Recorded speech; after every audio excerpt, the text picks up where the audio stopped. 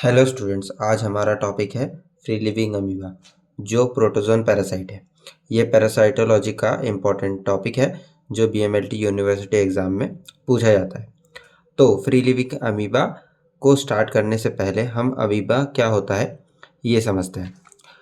Definition: amoeba एक single celled microscopic protozoan organism है जो सूडोपोडिया के थ्रू मूव करता है और इरेगुलर शेप का होता है। अमीबा एक unicellular single celled microscopic organism है जो प्रोटोजोआ है जो इरेगुलर शेप का होता है और सूडोपोडिया के थ्रू मूवमेंट करता है और ये रिप्रोडक्शन बाइनरी फिजन के थ्रू करता है।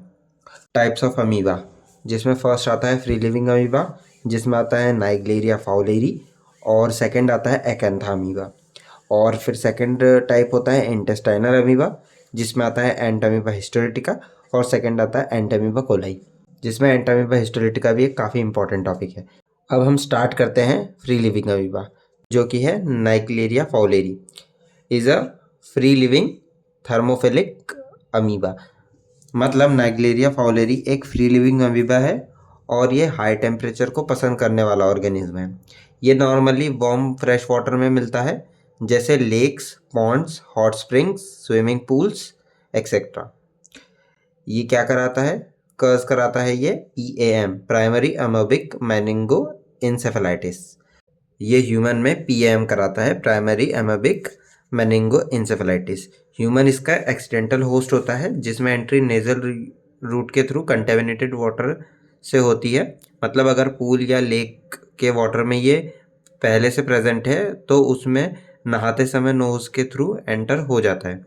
ये वार्म वाटर पसंद करता है 25 to 40 degree Celsius. Important characteristics होती है इसकी, यह हाईली मोटाइल होता है, थर्मोफिलिक होता है यानी हीट को पसंद करने वाला ऑर्गेनिज्म होता है, फास्ट ग्रोइंग होता है, और जो इसका ट्रोफोजोइड होता है वो इसका इन्फेक्टिव फॉर्म होता है।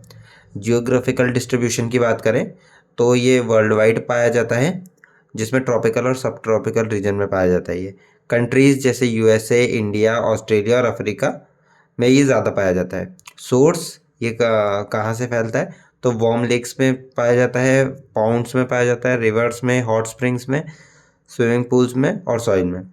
Infection occur mainly by summer, मतलब इन्फेक्शन जो इसका होता है वो मेनली समर के सीज़न में होता है, गर्मियों के टाइम पे।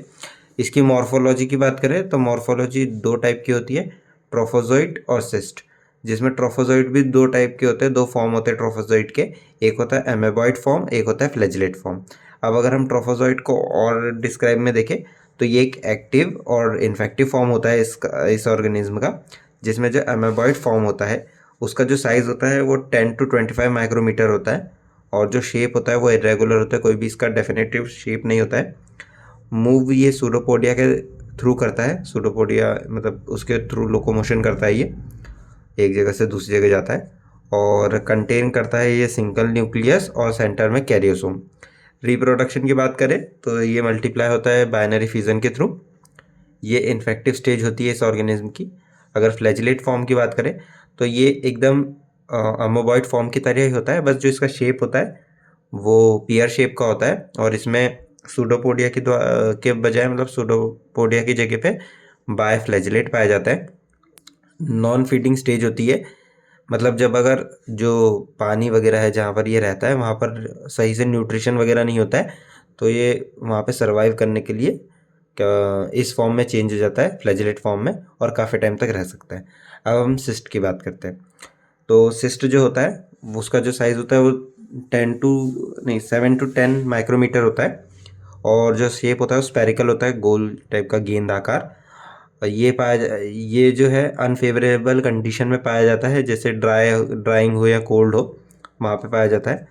और क्योंकि ये पानी में पाया जाता है तो अगर पानी नहीं होगा तो वहाँ वहाँ भी ये सर्वाइव नहीं कर पाएगा, और गर्मी पसंद करता है तो अगर ठंडा ज़्यादा होगा तब भी ये सर्वाइव नहीं कर पाएगा, तो ये सिस्ट फॉर्म में कन्वर्ट हो जाता है सर्वाइव करने के लिए। इसकी जो लेयर होती है वो डबल वॉल्ड होती है और स्मूथ होती है। ये सर्वाइवल मतलब होस्ट के बाहर सर्वाइव करने में इसकी हेल्प करता है। इसकी लाइफ साइकिल की बात करें तो जो अमोबॉइड फॉर्म है वो इसका इन्वेजिव स्टेज होती है, मतलब ऐसी स्टेज होती है जो ह्यूमन में घुसकर ह्यूमन के अंदर एंटर होकर इन्फेक्शन फैला सकती है। Man acquired infection by nasal contamination during swimming in fresh water lakes ponds और swimming pools containing invasive foam. मतलब जो मैन है, इन ह्यूमन है, वो इसका इन्फेक्शन नेज़ल कंटेमिनेशन के थ्रू लेते हैं। जब वो स्विमिंग ये कर रहे होते हैं लेक्स पॉन्ड्स वगैरह में, जिस पानी में ये होता है, वहाँ पे स्विमिंग करते टाइम ये नोज़ या नेज़ल कैविटी में एंटर कर जाता है और वहाँ से इन्फेक्शन करवा देता है। अगर पैथोजेनेसिस की बात करें, मतलब ये कैसे डिसीज़ फैलाता है, तो the amoeboid form invade the nasal mucosa coriform plate and travel along the olfactory nerves to brain. They first invade olfactory bulbs and then spread to the more posterior region of the brain, leading to the rapidly fatal known as PAM, यानी वही disease का full form है। अब क्या होता है कि contaminated water के थ्रू जब ये नोज़ में जाता है, तो वाटर में प्रेजेंट ट्रोफोजोइड जो होते हैं वो ऑल्फैक्टरी म्यूकोसा जो होता है उसमें से एंटर कर जाते हैं और ऑल्फैक्टरी नर्व जो होती है उसके थ्रू ब्रेन तक पहुंच जाते हैं और मल्टीप्लाई होकर ब्रेन टिश्यू को खाने लग जाते हैं। मतलब मल्टीप्लाई हो जाते हैं बाइनरी फ्यूजन के थ्रू, देन फिर जो ब्रेन टिश्यू होता है उसको खाने लग जाता है और वहाँ पे पस बनने लगता है, वहाँ पे पस बनता है जिसको हम पीएम बोलते हैं, प्राइमरी एमेबिक मेनिंगो इंसेफेलाइटिस बोलते हैं। ठीक है, पीएम जो होता है वो हेल्दी चिल्ड्रन और यंग एडल्ट में होता है, जिनकी हिस्ट्री में उन्होंने रिसेंट में स्विमिंग की होती है, उन लोगों में ये ज़्यादा देखा जाता है। क्लिनिकल सिग्निफिकेंस की बात करें तो जो इसका इंक्यूबेशन पीरियड होता है वो 2 से 5 दिन होता है। अब इंक्यूबेशन पीरियड क्या होता है? इंक्यूबेशन पीरियड का मतलब होता है कि जब इन्फेक्शन हुआ, जब पैरासाइट बॉडी में गया और जाकर जब उसने डिसीज़ कॉज करी, मतलब डिसीज़ प्रोड्यूस कर दी, उसके बीच का जो टाइम होता है उसको इंक्यूबेशन पीरियड बोलते हैं। तो ये बॉडी में एंटर करने के 2 से 5 दिन के अंदर डिसीज़ कॉज कर देता है और अगर ट्रीट नहीं किया गया, सीवियर कंडीशन हुई, तो 1 वीक में तो डेथ भी हो जाती है। सिम्टम्स की बात करें तो हाई फीवर आ सकता है, सीवियर हेडेक हो सकता है, नोज़िया और वॉमिटिंग हो सकती है, मतलब चक्कर आना, उल्टी होना वगैरह। स्टिफ नेक हो सकती है, जो गर्दन है उसमें पेन वेन हो सकता है क्योंकि वो वहीं से एंटर कर रहा है। देन फिर फोटोफोबिया हो सकता है, मतलब सर वगैरह दर्द होता है तब कोई फोटो वगैरह फ्लैश आता है आंखों पे, तो जो प्रॉब्लम होती है ना वही। कन्फ्यूज़न हो सकता है, सीज़र यानी जो फिट्स जिसको बोलते हैं वो आ सकते हैं, मिर्गी के दौरे टाइप जो बोलते हैं वही, और कोमा में जा सकते हैं और फिर एट लास्ट तो डेथ हो सकती है। अगर इसके लैब डायग्नोसिस की बात करें कि अगर मतलब किसी को हुआ है तो लैब डायग्नोसिस कैसे करेंगे, तो जो सैंपल हम लेंगे वो लेंगे सीएसएफ ले सकते हैं या फिर ब्रेन की बायोप्सी ले सकते हैं, जो टिश्यू बायोप्सी है वो ले सकते हैं। सीएसएफ में जो कैरेक्टर्स हमको देखने को मिलेंगे उसकी बात करें तो सीएसएफ जो है टर्बिड हो सकता है क्योंकि ये वहाँ पर प्रेजेंट हो सकता है, और हाई न्यूट्रोफिल काउंट मिलेगा। न्यूट्रोफिल क्योंकि इन्फेक्शन हुआ है तो वहाँ पर न्यूट्रोफिल बढ़ जाता है, उसकी वजह से भी टर्बिडिटी आ सकती है। फिर लो ग्लूकोज, बिकॉज ये वहाँ पर रहेंगे तो न्यूट्रिशन लेंगे, दैट्स वाई वो ग्लूकोज को यूटिलाइज कर लेंगे, और टिश्यू को ये तोड़ेंगे, इसलिए हाई प्रोटीन भी मिल सकता है। वेट माउंट अगर हम प्रिपेयर करते हैं, मतलब एक स्लाइड, उसके ऊपर एक ड्रॉप सीएसएफ की डालें और उसके ऊपर कवर स्लिप रख दें, तो उसमें हमको अमोबॉइड फॉर्म देखने को मिल सकता है, डेमोन्स्ट्रेशन हो सकता है वेट माउंट में। जो मोटाइल ट्रोफोजोइड है वो उसमें दिखाई दे जाएंगे। कल्चर की बात करें तो इसको अगर हम ग्रो करवाते हैं तो फिर कैसे करेंगे, नॉन न्यूट्रिएंट एगार पे ई कोलाई का लॉन करेंगे, मतलब ई कोलाई का जो कॉलोनी है उसको स्प्रेड कर देंगे लॉन कल्चर के थ्रू। देन फिर जो इसके उसको जब ग्रो कर जाएंगे ई कोलाई, देन फिर उसके ऊपर हम ट्रोफोजोइड डाल देंगे इसके। अगर मतलब जो CSF में ट्रोफोजोइड प्रेजेंट होंगे तो वो वहाँ पर जो बैक्टीरिया है उनको खा जाएंगे।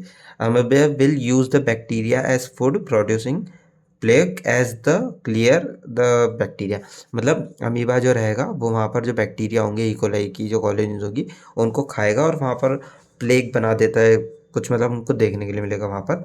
ठीक है, स्टेनिंग अगर हम करना चाहे स्लाइड बनाकर तो उसमें जिम्सा और ब्रिड स्टेन कर सकते हैं, राइट स्टेन जिसको बोलते हैं, जिसमें जिम्सा स्टेन अगर करते हैं तो जो अमीबा है उसका साइटोप्लाज्म स्काई ब्लू कलर का दिखाई देगा और जो न्यूक्लियस है वो पिंक कलर का दिखाई दे सकता है। मॉलिक्यूलर मेथड की अगर बात करते हैं तो PCR जो है वो इसके लिए कन्फर्मेटरी मेथड है, और इसके अलावा फिर एक इम्यूनोफ्लोरोसेंट भी होता है, वो भी कर सकता है।